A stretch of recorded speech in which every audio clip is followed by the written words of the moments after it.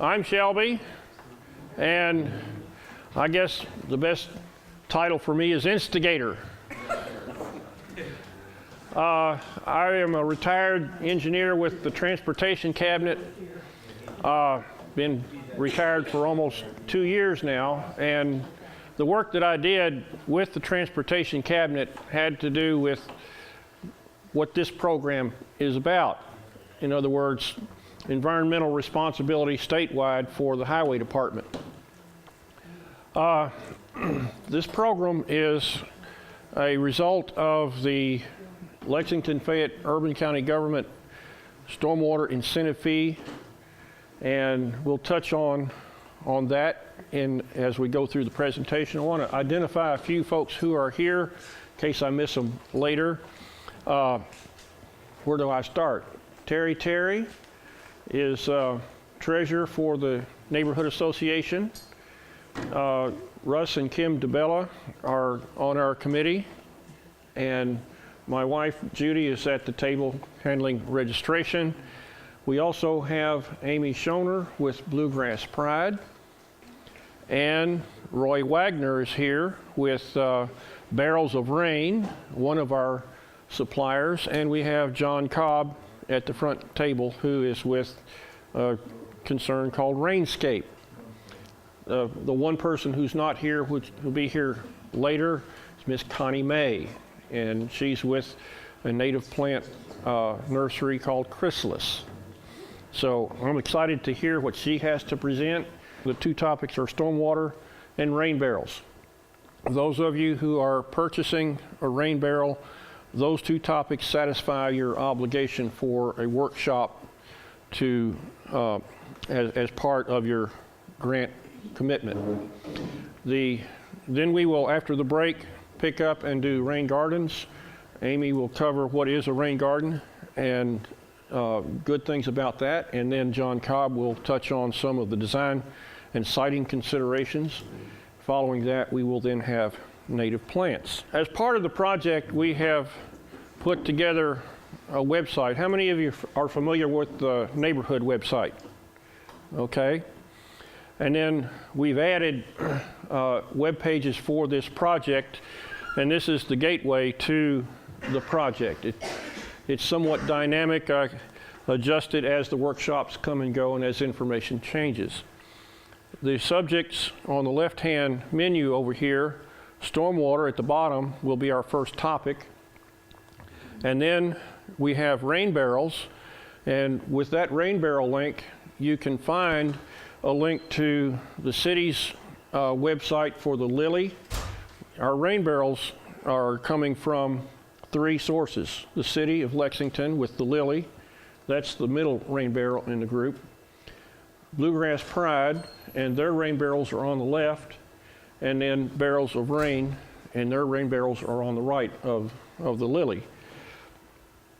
So with the link on the website, there are instructional videos from Barrels of Rain on how to install the rain station, and there is, for the city's website, a link to how to install the Lily, and for Bluegrass Pride, there's a link to rain barrels generally. So you have, at least through the internet, some resources to help you there. But we're living green in Meadowthorpe. And what's that mean?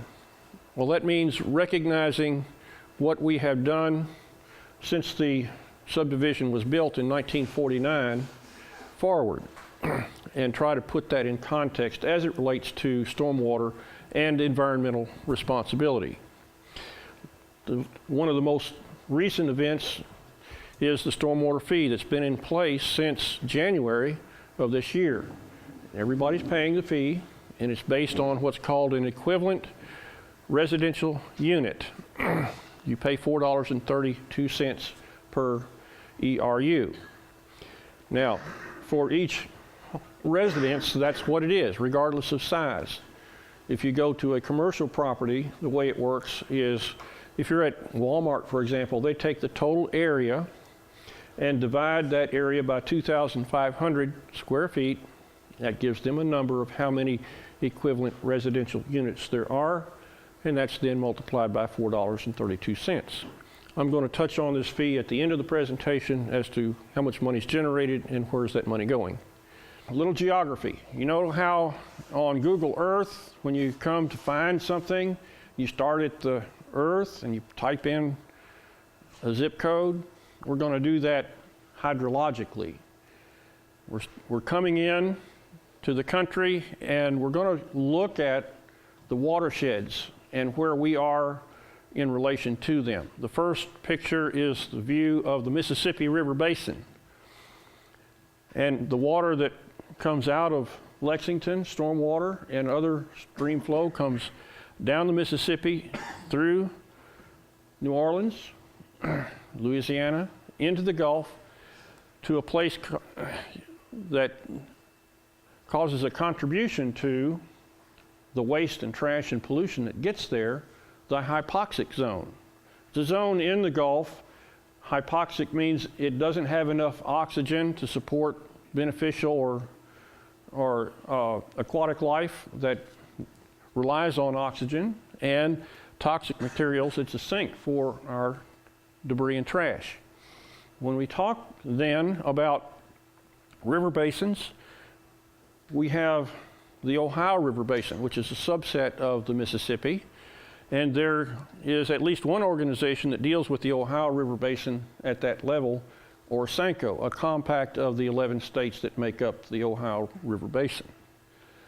Moving then to the Kentucky River Basin, you've got the Kentucky River Authority. Geographically, a recent event is the installation of the new Kentucky American Water Plant, which is downstream from Lexington. At a smaller scale yet, South Elkhorn Creek,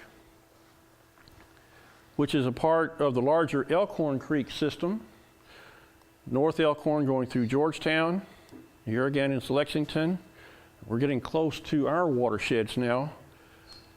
Canoe, Kentucky is highlighted there at Peaks Mill on the Elkhorn Creek, and they run a recreational business.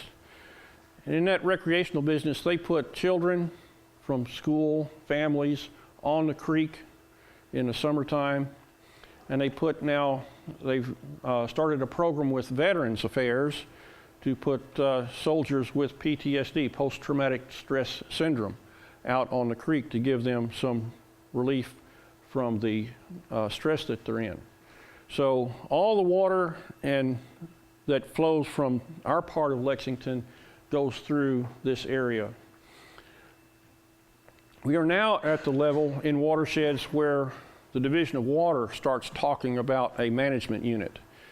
And on our t-shirt is a map, and it highlights the Town Branch watershed, and that's the one that we're in. This is the Meadowthorpe neighborhood, and this is the outline of the Town Branch watershed. Notice that it encompasses all of downtown Lexington. Our next point is how we have, over time, affected the streams through development and building cities. As cities grow, they make changes in the rivers and streams near them.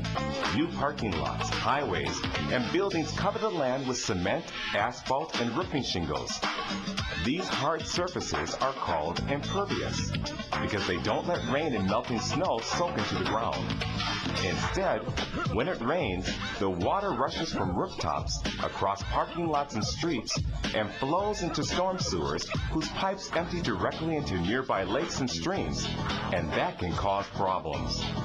In places where there are no cities, much of the rain soaks into the ground and finds its way to nearby streams very slowly. Because of this, the water levels in streams go up and down gradually, even after a heavy rain. Underground springs fed by the rains help keep water levels in streams from getting too low during dry spells. But in a city, much of the rain rushes directly across impervious surfaces and into streams, causing water levels to rise suddenly. Also, because less rain soaks into the ground, springs have less water to feed the streams during dry periods, when water levels can become dangerously low. What the video illustrates is that When Meadowthorpe was built in 1949, there weren't any rules about holding back the water. We built streets, we built houses, impervious surface, the water does not soak in. What that causes is problems in the streams, keeps the water from recharging the groundwater, and that groundwater would then slowly go into the streams during dry spells. It's not there. 1988, Kentucky had a drought, and the Kentucky River continued to flow for an extended period of time due to the groundwater that was flowing into the Kentucky, and we were thankful to have that water. So one of the principles in stormwater management is recognizing, and part of the green movement, recognizing that we need to restore the movement of water into the groundwater resource. Streams experience more flooding as well because it runs into the streams faster. People downstream get an onslaught of water because of the hard surfaces. This graphic illustrates that. Before we built, half of the water went into the ground, either in shallow or deep infiltration. About 40% was used by the vegetation, went back up in the atmosphere, and only 10% ran off. When we built cities, we changed that dramatically. Only 15% gets into the ground, 55% runs off, and 30% goes off in evapotranspiration. Dramatic differences. The photograph that you see is at the intersection of Forbes and Larch to get to the neighborhood. And the storm drain system that we have gets overwhelmed when we have an intense storm. This particular storm was a ½ inch in 15 minutes, and it actually floods the intersection there. We've got some problems in our own storm drain system.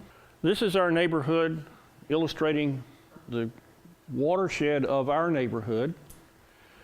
The red line outlines the upper boundary. Water inside of that red line flows to the center, and Forbes Road pretty much defines from the school down the bottom of the watershed. And if you travel Forbes and you look to the right, Boiling Springs going up towards the church, it rises. Well, we're in a unique situation here where we've actually got a watershed, and the relief from that, the pipes for that start at Boiling Springs and Forbes. And that's the extent of the storm sewer system. It starts there and comes on down. When Pelican was developed recently, there was a different rule. And it said that the developer had to understand the stormwater and put in a detention basin to hold some of that water back so it didn't flood as badly.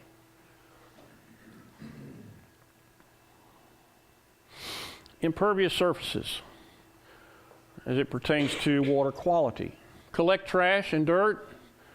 Stormwater washes the streets, roofs, and parking lots, and this dirt and trash flows unimpeded in streams.